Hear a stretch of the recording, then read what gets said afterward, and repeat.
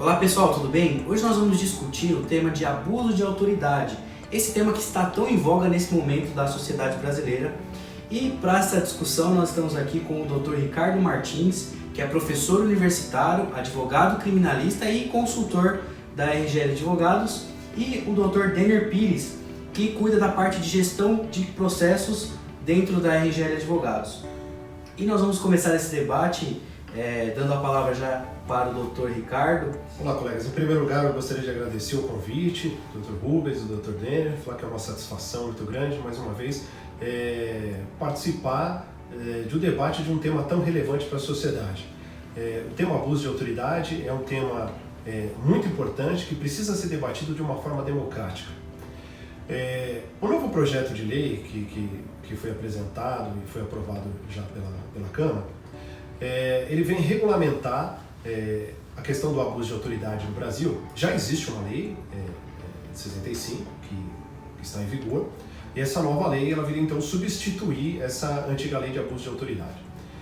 A questão do abuso de autoridade, Dr. Dennis e Dr. Rubens, é uma questão muito complicada, porque as pessoas às vezes confundem a questão de uma nova lei de abuso de autoridade como uma forma de impunidade, e eu já enxergo de uma forma totalmente diferente. A corrupção é uma coisa que assola o nosso país, é uma coisa complicada, atrasa o andamento do nosso país, o desenvolvimento, mas por outro lado também, Dr. Rubens, o abuso de autoridade também atrasa o andamento do país. Então, eu entendo que quando se vive um Estado democrático de direito, as regras do jogo elas devem ser respeitadas. E as regras do jogo no Estado democrático de direito, na verdade, são um processo penal. Na verdade, as regras do processo penal são essas regras do jogo. Quem comete um crime, essa pessoa ela tem que ser punida. Mas o caminho para eu punir ou não essa pessoa chama-se devido processo legal. E quando eu não respeito esse devido processo legal, eu tenho que ser punido por isso. Porque o Estado, Dr. Rubens, ele não pode se equiparar ao próprio criminoso para punir alguém que pratica crime. Porque senão eu não estou avançando, eu estou retrocedendo na busca da verdade real, na busca da justiça. Então é uma coisa muito complicada. Então eu entendo que se faz necessário a aprovação de uma nova lei de abuso de autoridade, mas sempre de uma forma democrática, de uma forma que venha a ser debatida com a sociedade da melhor forma possível, né, para nós acharmos um meio termo para isso. Não, perfeito. Nós, como advogados militantes, Dr. Denner tem muita propriedade para falar isso, na constância da advocacia, do dia a dia do advogado, a gente vê muitos momentos em que a gente tem uma violação de prerrogativas, uma violação de direitos do advogado no ato de defender, de promover a justiça, né? Professor, o senhor acha que o Ministério Público, por exemplo, ele de certa forma, no âmbito das atribuições dele, você acha que de certa forma ele extrapola quando ele quer excessivamente ali condenar o réu, ou você acha que essa lei de abuso de autoridade não atrapalharia até as atribuições do próprio órgão ministerial? Como o senhor enxerga isso? Eu particularmente não vejo o Ministério Público em si. Eu acho que a questão do abuso de autoridade é uma questão que assola a todos os poderes, né? Tanto o Poder Executivo, o Legislativo, o Judiciário e também o Ministério Público em alguns aspectos. Eu entendo que não. Eu entendo que se a persecução penal ela foi realizada dentro do devido processo legal, essa autoridade que está tomando as providências ela não vai ser punida por isso. Eu acho que as únicas autoridades que têm que talvez se preocupar com a lei de abuso de autoridade, uma nova lei de abuso de autoridade, são aquelas que não trabalham dentro do devido processo legal. Agora, ninguém tá falando que o Ministério Público não vai mais investigar e que a polícia também não vai mais investigar. Não, ela vai investigar. Só que se ela extrapolar, só que se ela passar dos parâmetros estabelecidos, eles serão punidos. Eu, particularmente, eu não enxergo o direito penal e o processo penal como um instrumento punitivo do Estado. Eu enxergo o direito penal e o processo penal como um instrumento limitador do Estado, né? Então eu entendo que o Estado deve processar e investigar quem pratica crime. Mas qual o limite dessas autoridades? O limite para essas autoridades é o devido processo legal. É isso que eu estabeleço. Que quem vai ser punido? Aquela pessoa que extrapola os poderes que lhes são concedidos. Exatamente. Muito bom. Perfeito. E como que o doutor vê, está sendo discutido até no meio jurídico algumas subjetividades no projeto de lei de abuso de autoridade que dá margem para algumas discussões. Como que o doutor vê isso e como que o senhor entende que deve Olha, ser? eu acho que a subjetividade ela sempre vai existir, mas eu acho que para isso o próprio Ministério Público e o próprio Judiciário eles vão aparar essas arestas. Se o Ministério Público ou o Poder Judiciário verificarem que, na verdade, não houve abuso de autoridade, eles não vão oferecer denúncia, não vão dar início à ação penal. Ou se, na verdade, essa denúncia for oferecida, essa denúncia pode ser até mesmo rejeitada pelo Poder Judiciário. Mas agora, um parâmetro nós temos que ter. Eu acho que da forma que está tendo, que está postado hoje em dia, está muito difícil, né? Eu sempre costumo dizer, eu vejo as pessoas fazendo muita entrevista com autoridades sobre a nova lei de abuso de autoridade, mas ninguém faz entrevista com quem sofre o abuso de autoridade, né? Então, e o advogado? O que o advogado pensa a respeito da nova lei de abuso de autoridade, né? O que a população mais carente da nossa sociedade acha a respeito da lei de abuso de autoridade? Então nós temos que questionar as pessoas que sofrem o abuso de autoridade e não aquelas autoridades que cometem o abuso de autoridade. Então eu acho que o importante é o debate, né? Exatamente.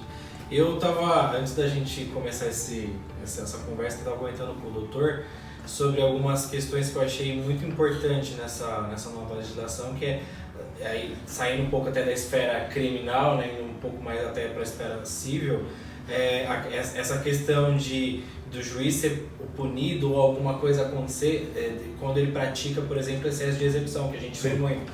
Então, às vezes, de repente, até numa demanda, a gente pode usar um exemplo aqui, uma demanda trabalhista, onde o juiz penhora, sei lá, uma casa de R$1 milhão para um crédito de R$10 mil. Acho que isso sobrepõe a razoabilidade com que ele vai aplicar vai exigir um pouco mais de cautela por parte das autoridades, né? É a mesma coisa que eu estava conversando também com o Dr. Rubens, a questão da prisão preventiva. Não me parece razoável alguém ficar preso cautelarmente por mais tempo do que a própria condenação. Exatamente. Né? O meu último livro que eu falo sobre prisão preventiva à luz da Constituição Federal, eu destaco isso. Uma pessoa ficar presa preventivamente 2, 3 anos, para depois ser condenada a 1 ano e 8 meses em regime aberto, convertido em pena restritiva de direito. Não me parece... E quem vai ser punido por isso? Mas ele vai entrar com uma ação indenizatória contra o Estado. Quer dizer, então a autoridade deixou a pessoa presa quando ela não deveria ficar presa e a autoridade não vai sofrer qualquer sanção, né? Uma outra questão muito interessante, que eu acho que o projeto de abuso de autoridade destaca também, é o nemo tenetur sede tegere, o direito de não produzir prova contra si mesmo, que é uma coisa que tem que ser garantida. Está previsto no Pacto de São José da Costa Rica e outros tratados internacionais, no qual o Brasil é signatário. Agora, não me parece razoável a polícia parar alguém na rua e pedir para a pessoa desbloquear o celular para que a polícia tenha acesso a esse celular sem qualquer autorização judicial. Mas vamos lá, hoje em dia você invadir um smartphone de alguém é pior do que você invadir a própria casa dela. Porque se você invadir a casa de uma pessoa, você não vai achar tanta informação como você ter acesso ao celular dela. Exatamente. Como mensagens, e-mails, fotografias. E, quer dizer, então me parece que também o Estado tem que ter um limite. Não parece que o Estado pode parar alguém na rua e falar, olha, desbloqueie seu celular. Né? Uma questão que já está sendo discutida pelo STJ. O STJ já deu 2 decisões nesse sentido, que na verdade isso daí trata-se de uma prova que viola o direito à intimidade, e é uma coisa que esse projeto de abuso de autoridade parece que vem cuidar também. E engraçado é que nas redes sociais isso é exposto até com um troféu, né? Alguma coisa boa quando a polícia pega alguém e manda ela desbloquear o celular e tal, e é absurdo, né? Então, é interessante que as pessoas aplaudem a violação aos direitos fundamentais como se elas nunca pudessem ser vítimas desse abuso. Exatamente. Na verdade, é o que eu falei, nós não defendemos a impunidade. A pessoa ela tem que ser punida se ela cometeu o crime, mas nós temos que respeitar o devido processo legal. O Estado tem que ter limites, porque se o Estado não tiver limite, fica complicado. O doutor acha que a Lava Jato excedeu alguns limites? Tem muita polêmica em torno disso. Até onde vai a intenção do Estado de fazer justiça e até onde os mecanismos legais bloqueiam essa promoção da justiça pelo Estado? Então, eu sou um crítico quanto à Lava Jato. Eu acho que a Lava Jato ela fez uma coisa muito interessante, que ela fez com que o direito penal atingisse uma parcela da sociedade no Brasil que nunca atingiu. Eu acho que isso é muito interessante, né, esse aspecto da Lava Jato. Mas, em alguns aspectos, a Lava Jato, no meu ponto de vista, ela se excedeu. Então, não é que eu sou contra a Lava Jato, eu sou contra os excessos da Lava Jato. Então nós temos que aparar essas arestas, onde teve excesso. Então vamos, cortar por aí, onde teve excesso. Não ser contra a Lava Jato. Quem é a favor da corrupção? Nós sabemos que a corrupção é o pior câncer da nossa sociedade, porque a corrupção ela mata as pessoas na fila de hospital.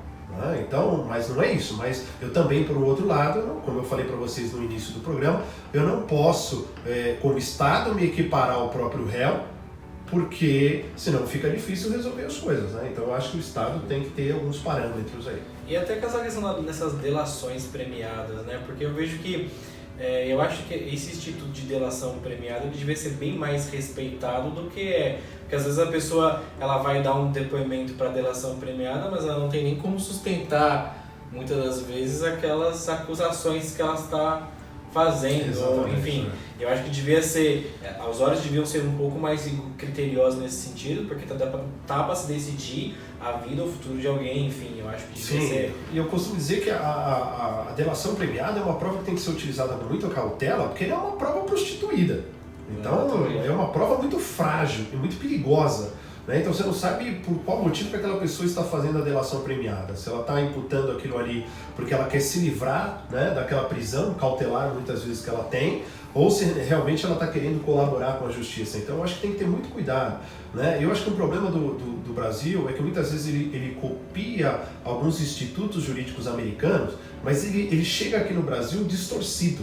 Então eu acho que interessante, o Brasil copia o sistema de precedentes, o sistema common law americano, mas no Brasil não tem o costume de respeitar precedentes. Então fica difícil. Então, ou você respeita ou você não respeita precedentes. O precedente então, parece uma conveniência. Exatamente. Então aí você cria uma súmula vinculante, mas você não respeita a súmula vinculante. Exato. Então o Brasil tem que ver qual o sistema jurídico que ele quer adotar também. Nós temos uma atuação destacada para o atendimento jurídico de empresas. Como que o doutor vê todas essas questões que a gente discutiu de abuso de autoridade vinculados à empresa, ao exercício da função social da empresa? Então, é muito importante essa lei de abuso de autoridade para a questão empresarial, para se evitar, por exemplo, excesso nas fiscalizações, excesso, por exemplo, numa busca e apreensão, por exemplo, dentro de uma empresa, dentro de um escritório de advocacia. Não que isso não possa ser realizado, mas tem parâmetros. Por exemplo, eu não posso entrar dentro do escritório de advocacia, por exemplo, para fazer uma busca e apreensão, sem que eu esteja devidamente acompanhado de um representante da OAB. Senão vai configurar abuso de autoridade.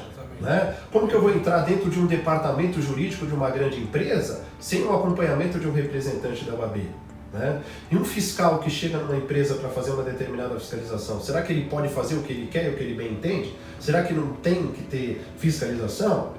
E o juiz que vai determinar o bloqueio do patrimônio de uma empresa, será que ele não tem que ter uma devida cautela ao fazer um bloqueio desse? Será que ao ele bloquear, de repente, todo o sistema financeiro de uma empresa, será que ele atendeu a função social realmente que vinha sendo buscada nesse processo judicial, talvez? Então tem que analisar todas essas questões. Então é muito importante que o Estado tenha esse A gente tem como exemplo, nós advogamos para uma empresa, e uma vez a empresa ela tinha o mesmo nome de uma empresa que estava sendo investigada, só mudava o CNPJ, mas o nome era exatamente idêntico. Era uma operação chamada Triângulo das Bermudas, que ela corria lá no Mato Grosso. E aí o que acontece? A empresa, por ter o mesmo nome, alguma confusão foi feita, bloquearam 400 mil da empresa, que era o dinheiro da folha de pagamento. Ou seja, até a gente conseguir desbloquear, ficou uns 15 dias a folha atrasada. A gente comentou até antes de começar a gravação sobre aquele caso que o Ministério do Trabalho foi fiscalizar e simplesmente ele autuou a empresa porque ele achou que o colaborador tinha vínculo sem passar devido processo legal, sem provar os requisitos do vínculo de emprego. Então as empresas têm que ficar muito atentas a esse assédio de uma série de órgãos que muitas vezes acabam por impedir o pleno exercício da função social da empresa. Função social da empresa, exatamente. Então, acho que a lei de abuso de autoridade ela é importante nesse sentido. Então, perfeito. E eu agradeço o Dr. Ricardo por estar aqui com a gente. Dr. Ricardo, novamente, que nos dá um apoio consultivo na área de direito penal do escritório, penal empresarial especificamente. E nós queremos trazer para os nossos amigos e seguidores em geral que acompanham o nosso canal essas noções preliminares acerca do abuso de autoridade, e em breve forneceremos mais conteúdos para vocês. Um abraço!